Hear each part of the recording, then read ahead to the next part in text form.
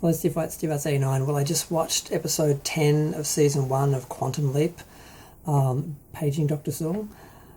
This episode was a bit much. I don't really like medical shows because I find them incredibly draining. You're thrust into life and death situations with multiple people, and just they tell very emotional stories, and they're just very draining.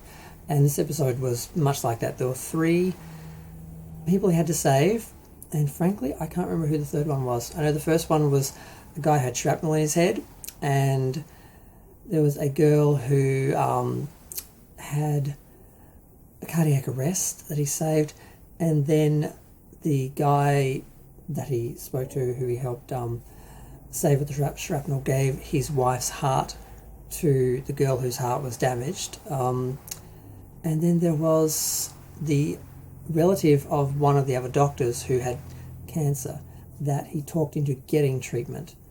And I feel like that was the third person it must have been.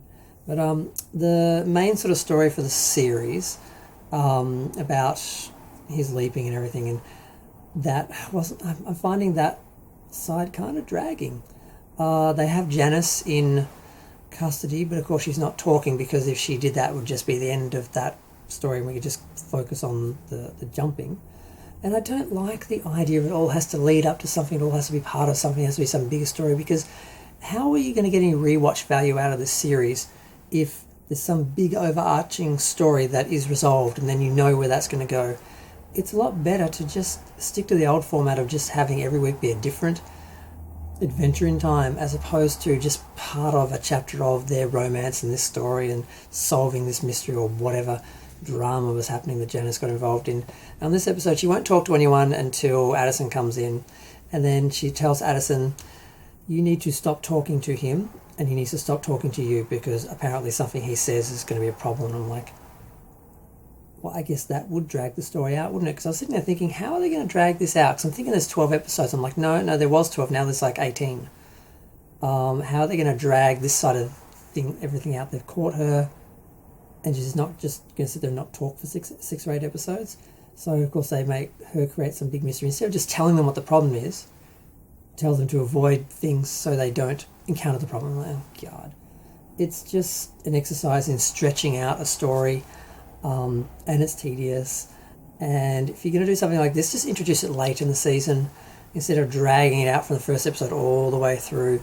And it just takes away from the other stories. I would have rather spent more time with the patients and with this story than with that story. Just save it for the last couple of episodes, drop a few hints, a few comments through the season, and just make it be a bookend for the season. Let the episodes actually just breathe. So, not hugely impressed with that part of it, but I did find it very emotional, and it was annoying because and they did talk about it in the episode, how much medical professionals go through and everything. So it was a little bit of a, salute to, the people that got us through the you-know-what, and, the people who don't, the government who still doesn't, still takes them for granted and, pushes them through and keeps pushing them to deal with all these problems that the government's not dealing with. But I can't talk about any of that because that's, YouTube will get rid of my video. Not that it gets much, not that it gets, what do you call it, promoted, shown, shared, either way. Is there anything left to talk about with this episode? It was interesting to see the misogyny in that, and just the 90s where they're pushing, medications, the drug companies are pushing them on them, and there was one reference to grunge but no actual reference to Nirvana. One criticism actually I must make is when Ben has to tell someone, tell the guy that his wife has died, they played loud music over it, and I'm like, why couldn't we just have the scene and the dialogue? We have this big sad song and everyone's just looking at each other and looking all sad, and I'm like, it was a bit too much. But yes, that was, I guess, their version of a medical show, so hopefully not every episode will be like that. But I sort of was thinking about the fact that almost every episode of the show is kind of like that. They are always saving someone's life, and it does have this sort of ghost whisperer, medium, touched by an angel sort of element to it. And I still don't understand how they're explaining all this, and how is it okay for them to just go through time just changing all these lives and saving all these people. Who says these people should have been saved? Who says these were all mistakes? I'm not quite wondering how they...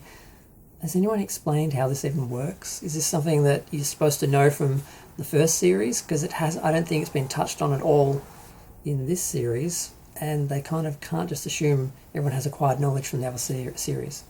But I'm going to go. Feel free to share, like, comment, subscribe. Let me know what you think. Thanks. Bye.